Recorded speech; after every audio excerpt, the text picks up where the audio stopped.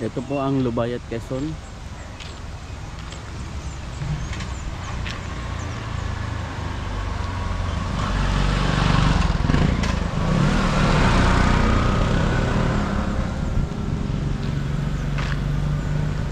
Nandito po ang isa sa pinakamagandang waterfalls ng Real Quezon. Tawag po sa kanya ay Balagbag Falls. Yan. Sa ngayon, picture pa lang. Hindi ko pa ho nararating itong lugar na to. Yan po yung isa sa gusto ko pong puntahan at ipakita dito sa ating channel. So ngayon ay season na po ng summer na dito sa ating lugar at sa kahit saan po naman dito sa Pilipinas. Basta po pagdating ng March, yun na po, umpisa na po ng Holy Week. Ito yung palabas ng Lubayat, papunta ko yan sa tulay ng Tignuan. Ito naman po yung papunta ng Lubayat, Quezon. Ito na ho yung Lubayat na papunta ho ng Pandan. Tsaka po may ginagawa dyan na diversion ng yung pong papunta na ho ng Mauban, Quezon. Tinatagos na po yan. Ito ho yung mga nakita kong lugar dito na doon po sa mga naghahanap ngayong summer.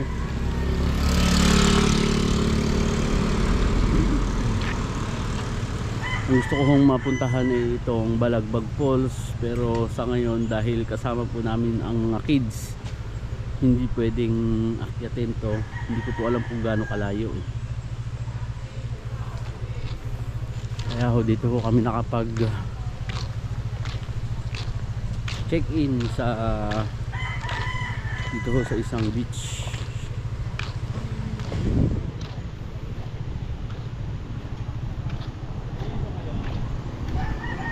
Ito, maganda rin ho itong area nila. At kahapon po ay kami ay nagawi sa parte ng Lubayat, Quezon. At dito po kami nakahanap lang isang lugar kung saan pwede tayong mag beach. Dito kami nakapunta. Ang pangalan po ng kanilang beach ay BCR. Yan, BCR Travelers. Ngayon gusto ko pong ipakita lang sa inyo. Gusto mga naghahanap po ng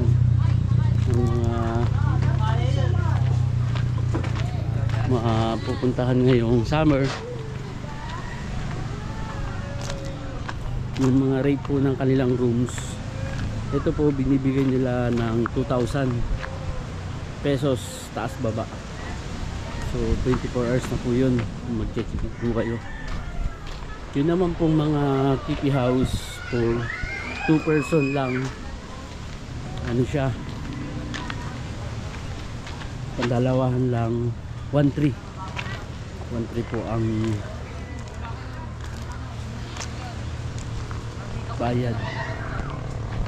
Pwede ho kayo mag-tent dito.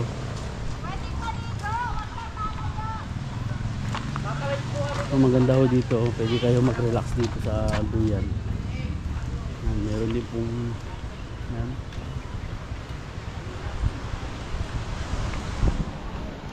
Yan nga lang ho, ang kilala pong beach dito ay hindi pa ho, mas lamang po yung mabato. Pero tingnan po muna natin to. Ito yung nakuha namin, yung taas baba po. Ang cottage ay 3,500, pero at least so safe na yung family. Ito po yung 5K, may aircon daw po yan. So dito naman po kasi hindi nyo na kailangan ng aircon, malamig naman. Ito naman po yung pinaka CR niya, tapos may kitchen po doon.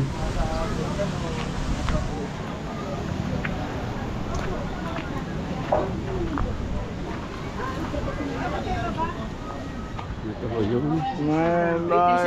Opo. What's that? Free taste. Free days po, baka po magustuhan.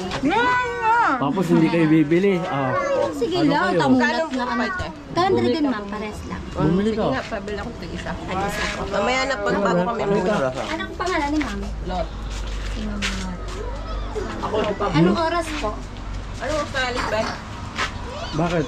Ay, I-deliver po. Para po bagong luto ma-deliver. Uy, Sige ano po. to? Free days yan, free days. free taste, ubos na. Sige lang Free days, po, wala pero- po yun, okay lang. Bakit na? Busarap Oo eh. nga. Hmm. Ano? Mga alas 3. Bakit? Yan? And deliver po. Ako ka ah. Buko pa na may... Magkaiba siya. Magkaiba yan. First po, tapos kasama din ito. Kain ko. Mga alas 3 dito. Minsan lang, medyo maaga pa po. Papakainin ko muna si Luto bro. muna. Asa na yung... Ano kaya yung bata kaya? Kasi sino ang bayar nagbigay nito? Ha? Di ba, bayar din yung bigay nito? Sino nga ba nagbigay nito? Tigis tayo. Babe, babe. Sumusay Wala lang. tubig. Wala tayong tubig. Sige, bibili ako. Tulog pa si Bebe?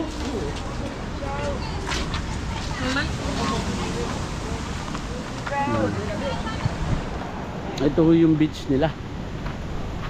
Ayan po ang pangalan, I Love Balagbag. Kailangan lang po ay meron naman po dito ang pinaka tumitingin yung lifeguard. Kasi ho, itong kanilang beach mas malalim siya. Kaya po ito yung pinili namin. Ang goal talaga namin kagabi mag-fishing. So meron po kami mga dalang pang-fishing. Kasi doon po naman sa bandang unahan sa may Tignuan, marami naman pong mga beach na talagang puro buhangin kumpara po dito. Kaya lang mas pinili namin to kasi ho, yun nga ho, magpi-fishing kami dito daw ho. Pagka nagano ka ng mga pambiwas, pamingwit, may mga nahuhuli daw hong lapu-lapu. Yun, kaya lang parang nung nag-try kami kanina doon, wala pa. Nadala pa yung pain, pati yung sima. Sayang yung ano, nadala ba, naputol. Pero anong kulay? Alin ko yan? Kulay pula. Ano? Lapu-lapu yun. Parang tilapia ay. Yun nga yun, lapu-lapu. Mga sundakalaang din tilapia. Dapat pala nag-tent na lang tayo, no? Yan, no? Ipid pa. Na lahat, kung di ma, no? Kaya lang, mainit. Kahit 3 tent lang. Pero magkano kayang bayad? Sukli pa yan. Ulit. Ito yung pinaka beach. Dito po kami nag try kanina maligo kasi medyo mas mabuhangin po doon kumpara ho dito. Pero kung gusto niyo po yung mag-fishing, kasi ho doon yung mabato, meron pong mga isda talagang nandyan sa ganyan mabato. Ito naman ho yung kabilang resort.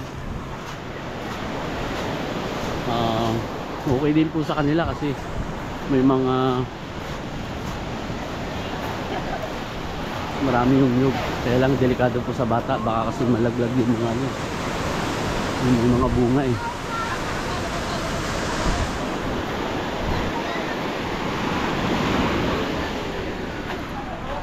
Brooks. Oo. Talagang ang lupit oh. Yun oh. Hi ka muna. Sa ano? Hi daw, hi. Dali. Oh. Makikita sa YouTube yan. Yun. Astig oh, may camera, tubig, may ano. Makikita sa YouTube, dali. Diba? Talagang boss na boss ba? Nakahuli kami, oh. Ah. Nakahuli sa maglalako. Oo. Ah. Iyari nga.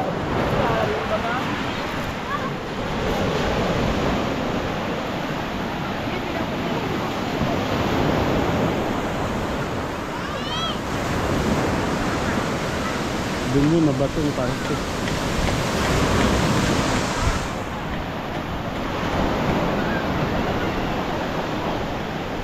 kaya natin dito kasi ito meron din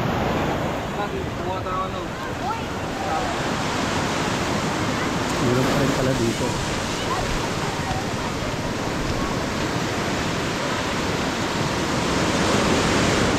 Mas mabato nga lang po dito. Maraming bato. Pero magbuhangin din. Malalim yung dagat.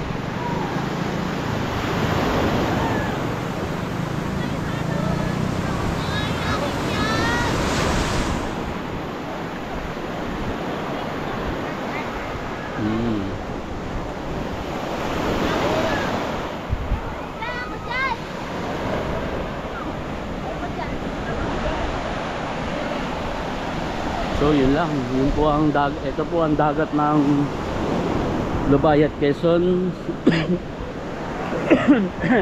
Excuse me. Itong pagganto, marami pa po dito. Marami pa pong mga beach doon na mga ganito rin pong matutuluyan.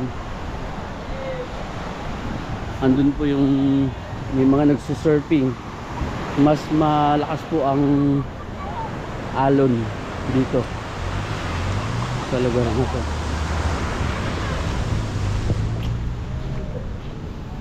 So sila nagbi-build sila ng mga TP house kasi ngayon pong parating na talaga ngayong Holy Week. Marami po talaga pumupunta dito.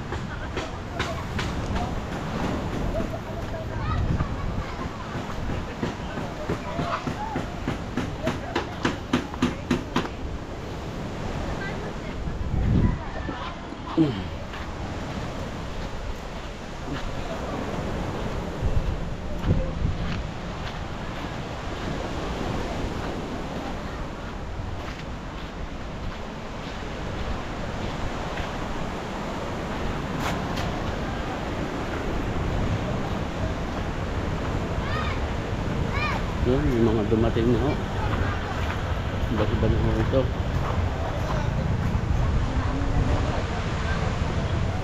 So at iso, nauna na kami, kagabi pa kami.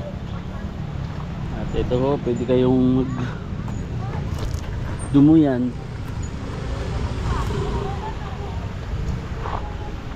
Ayan. Nakakapag-relax lang ho kayo dito.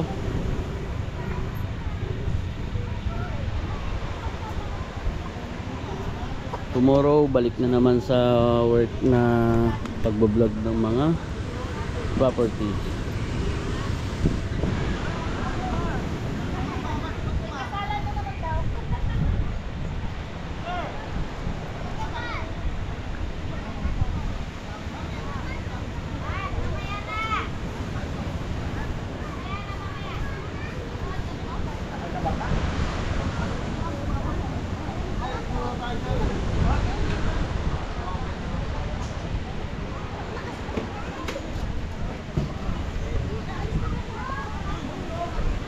That's it for today. Thank you po.